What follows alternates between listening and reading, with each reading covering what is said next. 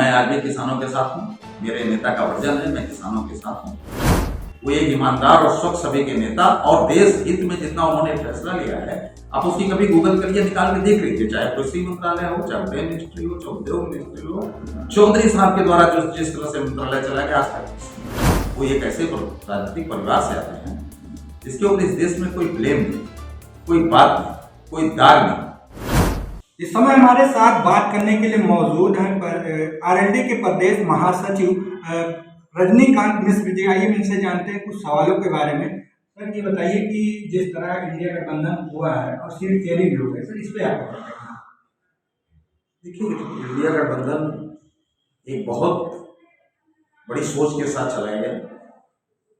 इसमें इतनी पार्टियां आई और धीरे धीरे करके सब अलग हुई। कहीं न कहीं ये दिक्कतें बड़े बड़े लीडरों से, क्या मतलब ऐसी क्या बात फंसी कि आप लोगों को इंडिया गठबंधन से या समाजवादी पार्टी के साथियों पे समाजवादी पार्टी के साथ अलग होना? नहीं, आप हम ही को क्यों कह रहे हैं? आप इंडिया गठबंधन से हम ही को क्यों कह रहे हैं? इसमें तो बहुत लोग बाहर चले गए। सपा के सबसे करीबी जानने वाले आप इंडिया गठबंधन की बात कर रहे हैं कि सपा की बात? नहीं, सपा की बात। सपा की बात कर रहे हैं। सपा ने मुझे 7 सीटें दी, और मैं देखिए ईमानदारी से 2019 से मैं 22 में भी लड़ा, 19 में इनके साथ रहा, और मैं लगा रहा कि ये गठबंधन टूटेगा। लेकिन कहीं न कहीं दिक्कतें होती हैं। अब आप हमें वो विधानसभा में मेरे साथ दिए कि जो मेरा 250 वोट से हरा हुआ विधायक था, उसको भी हमें हमारे सिंबल पर चुनाव में लड़ने दिया गया। 250 वोट से हरा, उसको भी नहीं टिकट दिया।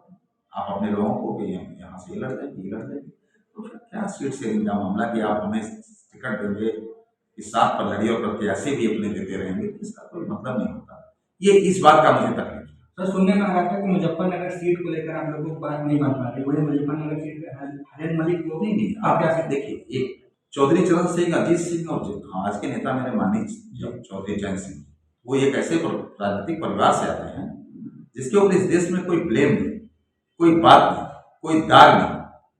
भले हम कम सीटों पर जीते हों, बड़े सीटों पर जीते हों, मेरे नेता कम से कम 4 बार केंद्रीय मंत्री रहे, और बड़ा मंत्रालय रहा, कृषि मंत्रालय रहा, उद्योग मंत्रालय रहा, उद्यम मिनिस्ट्री रही।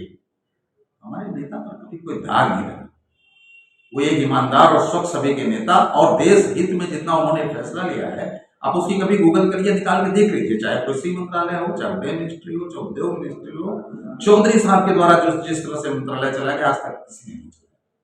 चौधरी चरण सिंह ने जितना काम किया, आपको मैं एक माले में पिरो के कह दूं तो चौधरी चरण सिंह के अलावा किसी ने इस देश किसान, कामगार, मजलूम महिलाओं के लिए कोई काम नहीं किया जो चरण सिंह ने किया। आज तक का इतिहास है, रिकॉर्ड है। सर बीजेपी ने ऐसा क्या काम किया कि आप लोगों को उनको साथ मतलब यूं कहे कि एकदम खींचे चले? नहीं, आपकी गलत है। हम खींचे नहीं चले। हम कहाँ चले गए खींचे?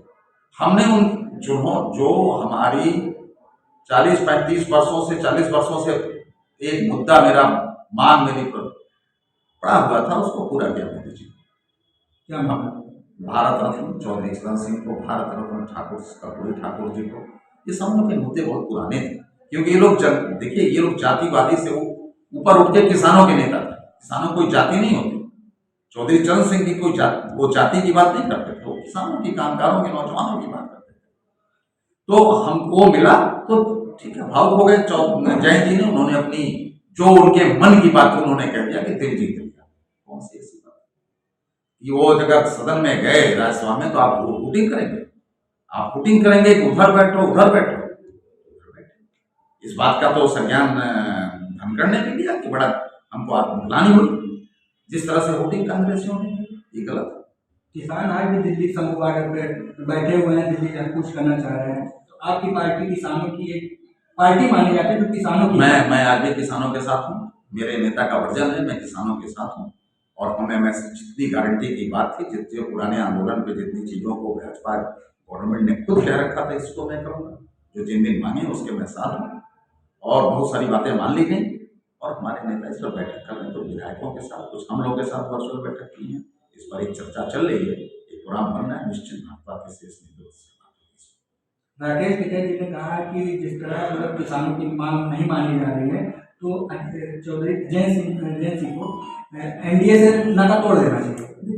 टिकैत के अपने मामले हैं, राकेश टिकैत जी के अपने मामले हैं, और मेरे नेता वो एक पढ़े लिखे, एक बहुत बड़े, मतलब ऐसा नहीं है कि वो उनको बहुत हायर एजुकेशन के आदमी है, उनको बहुत ज्ञान है, क्या करना है क्या नहीं करना है, उसमें हमें किसी से विचार विमर्श की जरूरत हमारे अपने लोगों से है, जो मेरे नेता हैं, जो मेरे पदाधिकारी हैं, जो मेरे विधायक हैं, जो मेरे संगठन की रीढ़ है, जो नीचे से लेकर हमारे अध्यक्ष जिलाध्यक्ष, उनसे वो हम वर्चुअल उस पर जूम ऐप से वर्चुअल मीटिंग हम कर रहे हैं और उसमें बहुत जल्दी फैसला निकल अब लोकसभा चुनाव में आप लोग साथ हो गए, बीजेपी और आरएलडी एक साथ हो गई है, तो बीजेपी के अलग अलग मुद्दे हैं, अलग अलग नारों के साथ वो लोकसभा चुनाव में उतरेगी, तो क्या हम लोग उन्हीं नारों के साथ आप भी उन्हीं के हम यहाँ मिलाएं? एक बात बताएं आपको, आपने जनता पार्टी की सरकार देखी थी?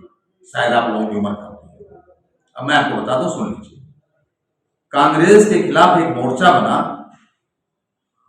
जिसमें सभी दल आए और यहां तक कि भारतीय जनसंघ जो आज की भाजपा है, उसने भी अपने तमाम मुद्दे छोड़ के उसमें शामिल हुई और तमाम लोगों ने, जो विरोधी थे, जो जनसंघ के एकदम कट्टर विरोधी थे, वो भी साथ है। उसमें मेरे नेता चौधरी चरण सिंह भी थे। हम लोगों ने त्याग किया। चौधरी सबसे ज्यादा एमपी जनता पार्टी में चौधरी साहब के जीते थे, चरण सिंह जी के, लेकिन हमने जब प्रधानमंत्री किसको बनाया? भारतीय देसाई।